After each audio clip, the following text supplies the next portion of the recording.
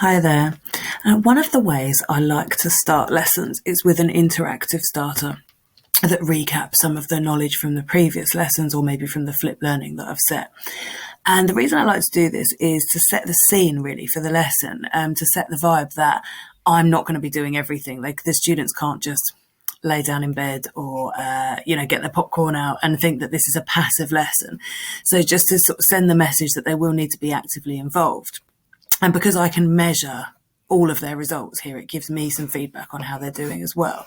So you can see here on the screen what it tells the students, this is using Nearpod, that they're going to have a matching pairs activity. And there are different versions you can do, fill in the blanks, there are interactive quizzes, there's lots of different things, but the matching pairs is quite a nice one to start with.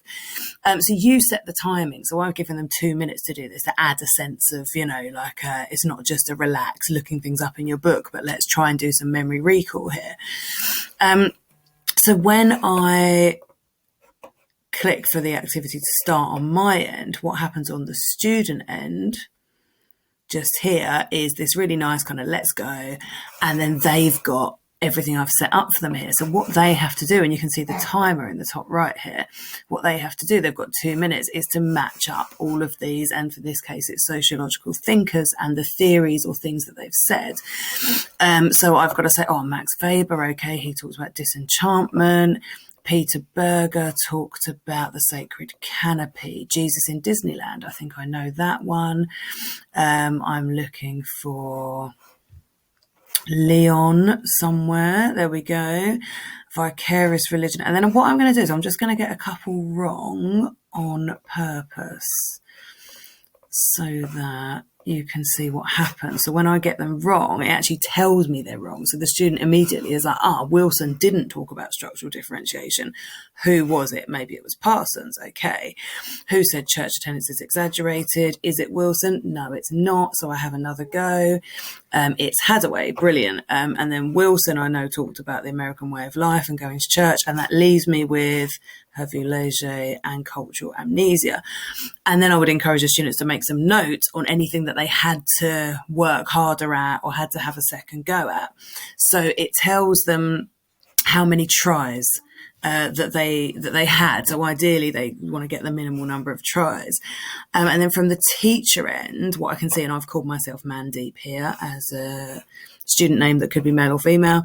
And if I can go to view pairs, which shows the students the answers. I normally put that on a PowerPoint slide so they can refer back to it as well. And I can then see that Mandeep has got 9 out of 9 and had 13 tries. But what will actually happen here is the entire class that have signed up and whatever, hopefully they'll use their real names because it's easier for us to assess who's doing well and who maybe needs some support. And it will give all of their names and all of their scores and how many tries, because they will eventually get the maximum score, but how many tries did it take them to get there? So the students with the higher tries probably found it harder. And then when I put up the answers, I will ask them to then make some notes, particularly on the ones that they had to do several times or they didn't know straight away. So it should be plugging their learning gaps. So this is through Nearpod, and just to show you what it looks like from the teacher end. So it's in your slides. You can have it added to PowerPoint, but I've got it on Google Slides here. And what I will do is I will go to add-ons. I open Nearpod there, as you can see. And what that does is it gives me this sidebar that I've already got open there. And I go to Nearpod, and it actually lets me launch the lesson from there. So when I go to Nearpod, it lets me... It's a bit slow sometimes, but it will show you all of the lessons that I've got sitting there ready. And then the lesson this one, secularization in the USA.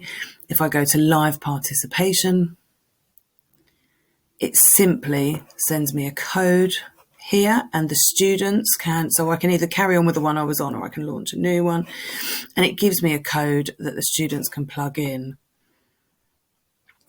And what that means is they simply go to join.nearpod.com, which they're really used to doing because I use it with them all the time. And they then put this code in. But also I can go to this link and I can copy that link and I can put that in the chat box in Teams so they can click straight through into it, which is even easier. And then they've got the code there, and that puts you